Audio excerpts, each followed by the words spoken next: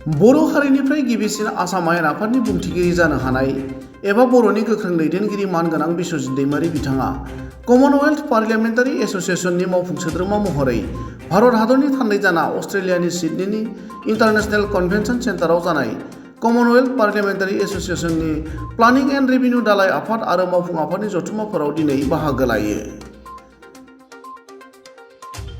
मख'जाथावदि Commonwealth parliamentary एस'सिएशननि जथुम्माया 3 नभेम्बरनिफ्राय जागायदों। मिथिनो हानाय बादिब्ला बुंथिगिरि बिथाङा बिथांखि आरो नायबिजिर दालाइ आफादनि जथुम्मानि समाव भारत हादरनि थान्दै महरै माखासे गोनां आयदाफोरखौ दैखाङो। बे आयदाफोरा जाबाय आयेनारि आवथानि आयदाजों सोमोन्दो गैयै, कमनवेल्थ नङै बुहुम राजखान्थियारि जेंनाफोर, बुहुमनां दिदोमथिनि जेंना बायदि आरो बै जेंनाफोरा कमनवेल्थ पार्लियामेन्टारि एस'सिएशननि आवथानि बाहेरायाव।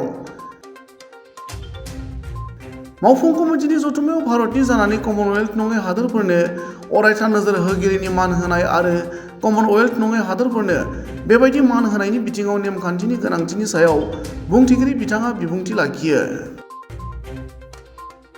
3 नभेम्बरनिफ्राय जागायनाय कमनवेल्थ पार्लियामेन्टारि एस'सिएशननि जथुम्माया फैगौ 8 नभेम्बराव जोबगोन।